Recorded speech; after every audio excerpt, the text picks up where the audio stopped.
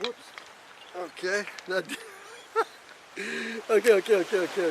Gen X reacts. I recently discovered a YouTuber called Rockets Push Off Air and a video they recently made saying the globe Earth model was a joke. I asked if I could react to it, and they agreed. That may have been a mistake. Okay, now let's put some water on it. Oh no! That's getting me all wet.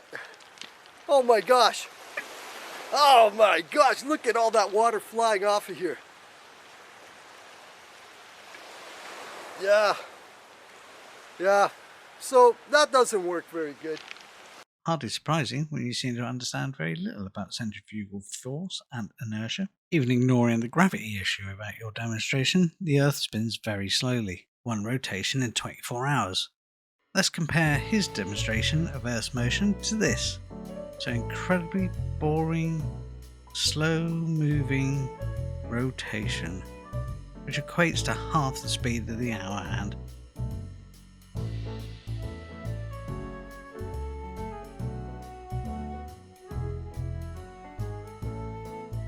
At least compared to reality. Greetings! Okay, another day, another Fruly. No, I'm not going to judge. So, you remember this from last time? Poured water on it, splashed it off. Okay, so you remember the skin that you live on? That little skin is what they say you live on.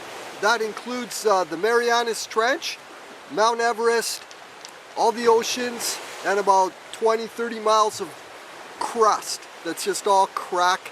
Okay, look at this skin. You live on a skin, and underneath is a ball of magma. And it's pressurized, like millions of atmospheres of pressure. It's crazy, okay? This would burn off. Case closed.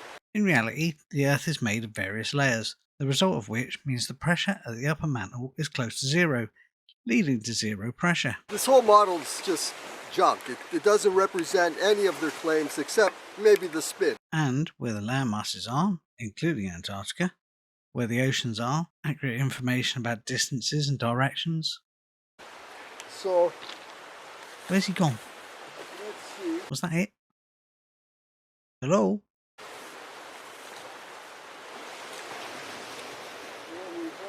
Are you there? See what we have in the bag of tricks today. In the goodie bag. Oh, the goodie bag. Okay. This has all the equipment in here. Maybe we can pull out another celestial body. Woo, this could be the moon or something. Woo! Okay. Later we get ice cream and sprinkles. Cars, people. I want sprinkles. Let's just get it all ready now. For easy access. Let's put it over here.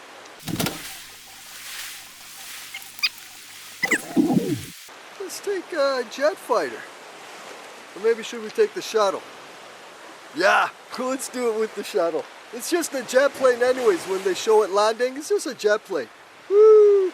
Okay. The shuttle doesn't land like a jet plane. In reality, the shuttle glides in to land. And 6,700 miles in altitude.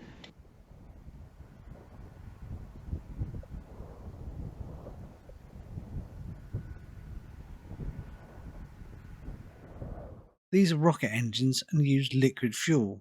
They're not jet engines and are not on for re-entry and landing. So, let's see here. We got a spirit level. Alright, let's put that on there. Okay. Now how's that going to stay level when you're going... Let's just do it this way maybe. Okay. Now watch how it goes around the ball. Oh my gosh, it already, with the slightest thing, it went up. Why? So when we're over here, there's no bubble. And then it starts to come back. Think about it, okay? It doesn't work. mainly because your globe isn't big enough and gravity is causing your bubble to move. Okay, now the plane, the way they fly nose up for thousands of miles, the whole trip. So it's called an airplane. Okay, airplane. It flies over the Earth plane. Okay, the plane of the Earth. So let's see if we can put this level on here. Okay, so planes, they fly parallel to the ground. Okay, so I don't know, like, how do you think he's going to go around this curve? Oops, there goes the level. Okay, I hope you're getting that. How can I show it more? Can't see if it's... Oh, there we go, there we go. Okay. So I hope you see the ball in there. Yeah, of course. So here it comes. It's fast, it's really fast. There it goes. Okay, so now it's upside down. So, nothing, I mean, that just makes no sense. Okay, you're flying horizontal, and all of a sudden, there it goes. Okay. In reality, planes aren't the size of a large continent. Okay? Planes fly level flight. Okay? Look how easy it is to move this thing. And believe me, you know, it's a hoax. Woo. Okay, you like toys, so I found you something you may be able to follow. It's actually the airplane maintaining level as it flies around the globe. All right, let's take a closer look at how the airplane is trimmed for level flight and how level changes as we fly around the globe. So as we're in level flight, we have balanced forces. Our lift balances our gravity and thrust balances drag. But what happens as we fly around the globe? As we move forward, gravity is going to shift backwards because the center of the globe is moving behind us. At this point, since the aircraft is trimmed for level flight, the aircraft will automatically re-establish level to the new gravity, and it will pitch the nose down. That's without any pilot or autopilot intervention. That's just the natural mechanics of flight and the aircraft flying level to local gravity due to how it's trimmed. We fly along some more, gravity shifts behind us, and the aircraft re-establishes level. We fly along some more, gravity shifts behind us, and the aircraft re-establishes level. And this is how the aircraft flies level around the curved surface of the globe. And when you think about it, this is exactly how water works. It is always level to the gravity, but the gravity is what's changing. At airliner speeds, about 450 knots, 450 nautical miles per hour, we cover about 7.5 degrees of curvature per hour. So over 1 hour of flying, the nose of aircraft will have, quote, dipped 7.5 degrees down. Next hour, another 7.5 degrees down. Of course, the dipping happens on a moment-by-moment basis, second by second as we fly around the globe, always in level flight, but in level flight around the curvature. Thanks, FE Pilot. Please go subscribe to them. What can I say? Let's just have a little break here and see if we can talk about something else. Okay. I find having a break in the middle of a video is a little distracting, but you do you. We pick it up where he's come back.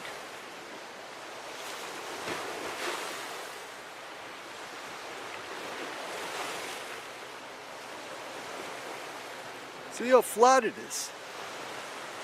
All the way around. Perfectly flat.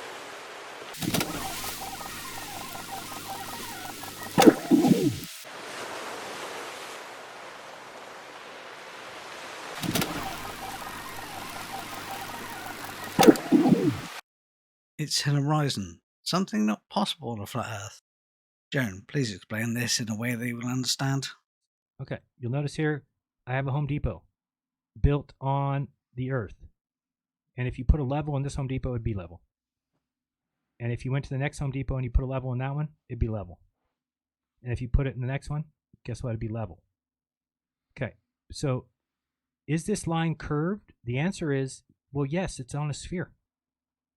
It is curved so little that it does no difference. Now, people get confused on that. They're like, what do you mean? If we're building something, then it would go off into space. Or no, that's not how we build things. Think about it. If you're going to lay down this floor section of Home Depot, I moved it. Go back. If you're going to lay down this floor section, then you just lay down this floor section. You make sure it's level, and that's it. Now you move to this one. Lay it down. It's level. Great. Move to the next one. Lay it down. That's how we build things. We do not build things with gigantic pieces that are a mile long. If you did, it would have to curve 8 inches. But we don't build anything with a mile-long piece. So that's why I think it's incredible how the Earth is. It's amazing. This is a football field. If you went here and leveled this football field and made it, you could then just say, okay, we're done. It's level. Go to the next one. Level that football field. It's level. Go to the next one. Leveled. Can we go to the next one? Leveled. Go to the next one. Leveled. Go to the next one. Okay, so listen again. For every 2 football fields, 660 feet, there's 1/8 inch of curvature. So do we build any section of bridge or any tunnel or anything like that? Do we build with a piece longer than a football field? The answer is no. And therefore, any piece smaller than a football field can just be laid down where it is level. And then you move to the next one. And then you move to the next one. Right. So a plane that's flying is going to fly up here and it's going to go along. And you can just tell that all it needs to do as it's flying is make sure it doesn't nose down. What happens if you nose down? Oops, you start descending. You don't want to do that. So you just maintain your flight. And because the Earth curves 1/8 of an inch every 660 feet, the plane just adjusts 1/8 of an inch. Again, hold your fingers out. Make sure you understand what 1/8 of an inch is. It's not, so if I say the plane is moving that much down in 660 feet, can you just accept it and go, oh, I never thought about that? Now, let me ask you this. This might be difficult for you. All the people that say water doesn't curve, water doesn't bend. What if I flooded these 3 Home Depots? They're all 1 foot deep underwater. Huh. Does that water have bend? Does it have curve? Does the water in the Home Depots, if I flood the 3 Home Depots, do they have curve? That, again, it's hard to say. Hard to say. And if you back away from the Earth, then you start to see, well, wait a second. So if the entire Earth has water that all finds its level, no matter where you're at, because we're building football fields, and it's level, then you start to see, oh, the Earth is a sphere. Thank you, Jaron. That couldn't be clearer. Go subscribe to Jaronism. Okay. So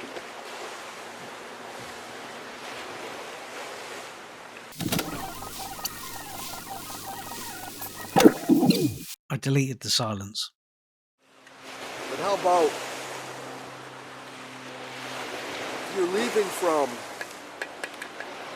Vancouver, North America, you want to go to Japan. Okay. Well, you're going against the spin. So here's you.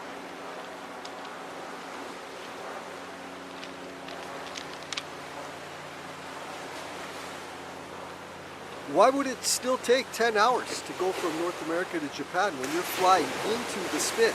Okay, here's the spin. Japan's coming to you. At probably around 800 miles an hour, and you're going, let's say 500 this way. It should only take you, what, a couple hours to get to Japan? What's the problem? Okay, because Earth isn't spinning. It's so obvious. Minute physics. You have a great explanation. The Earth spins once per day, which means that if you live at the equator, the surface of the Earth with you on it is moving around 1,000 miles per hour to the east, relative to the center of the Earth. Even at 45 degrees latitude, the Earth's surface is moving 700 miles per hour to the east, so it kind of seems like it should be faster for airplanes to fly west. I mean, their destination is literally spinning towards them. At the same time, however, they are spinning away from their destination. Are you following? When we say the Earth is going 1,000 miles per hour to the east, that means that the ground and airplanes on the ground and even the air above the ground are all also moving 1,000 miles per hour to the east. For an airplane to get anywhere, it has to start moving relative to the ground and through the air at something like 100 or so miles per hour. So when it flies east, it's actually moving 1,000 plus 100 miles an hour to the east. And when it flies west, it's actually moving 1,000 minus 100 miles an hour to the east. Yes, to go west, you go east, just slower than the Earth is going east. That said, planes do often take different amounts of time to fly the same route in different directions, because of winds in the upper atmosphere like the jet stream that they either have at their tail or have to fly into. There you go, a great explanation. Go subscribe to Minute Physics. Now look at the hot spot on here. Okay?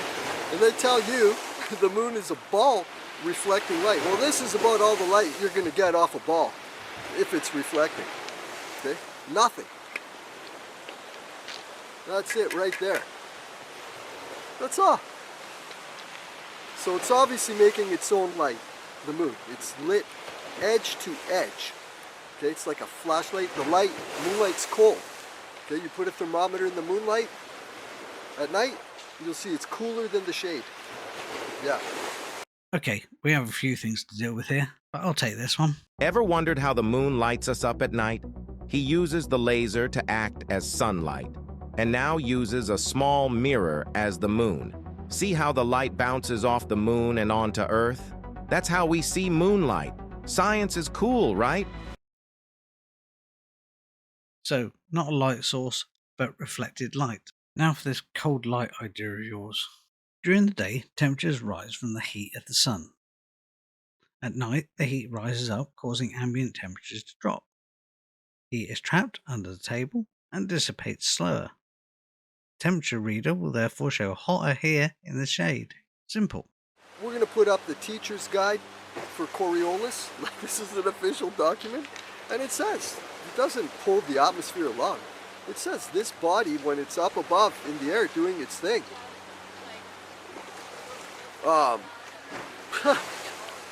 Okay? Think about it. The prevailing direction of these winds is largely caused by the Coriolis effect, which is caused by the fact that different parts of the Earth are moving east at different speeds, which happens because the Earth is round and spinning. Can't argue with minute physics. Second, it can't be spinning because only solid objects can spin.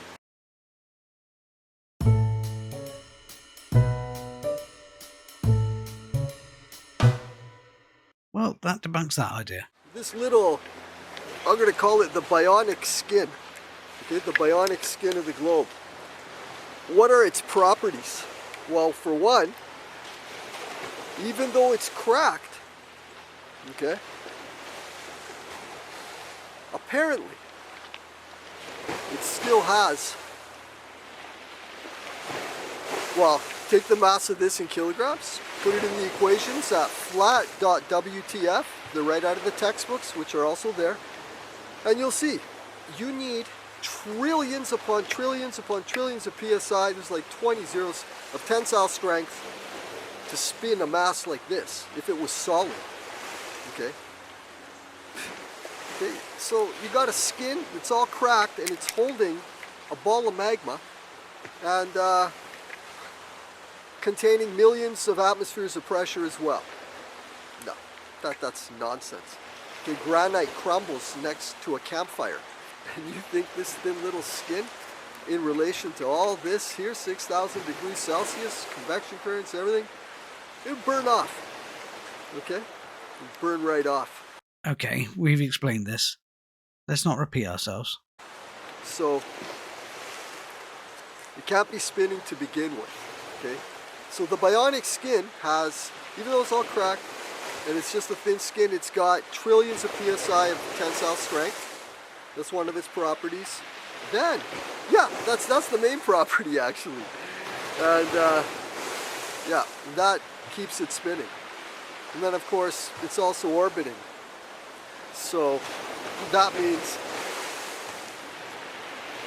you can't ever claim there's an outward force. That's done. Only if it was spinning, you could say that. No problem. But the fact that it's not, it's also orbiting, that's done. You need you know, each motion puts its own kinetic energy. So you need the resultant vectors of the spin and the orbit. When you combine those, you see it's alternating.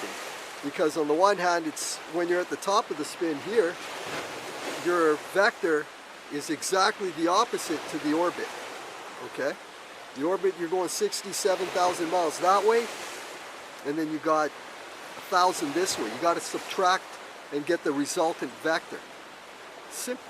Okay, 66,000. And then the vector is pointing down here, so it does nothing when you're right halfway through. You're going 67. And then by the time you get to the bottom, the vectors are in the same direction. Okay? Simple. So the vector in the same direction, you add 68,000. So you just did from 66 to 68,000 in half a revolution. That's 2,000 miles per hour. That's a lot. Okay? And that's where the acceleration works out to 21 millimeters per second squared of alternating acceleration and deceleration. So you're going to have deceleration, acceleration, deceleration, acceleration, deceleration, acceleration. So it doesn't work. On my About page at Rockets Push Off Air, YouTube, I got a beautiful summary there. So they're done. All you can have, every object on the surface has to experience the acceleration alternating with deceleration. It just, that's the physics of it. there's no way around it. It's just the globe hugger. They never ever considered, hey, what's the combined effect of spinning and orbiting? What is it, the combined effect? You have to know that. Okay? And that debunks the globe. That's the end of the globe. Done. See? Okay? I suggest watching our detailed explanation on motion. Not only do we debunk a popular meme, but we also have the calculations to back it all up. Hopefully, this gives Rockets Push Air something to think about, but I imagine they're too deep in to find any reality. Please press all those YouTube buttons, and as always, have a good one.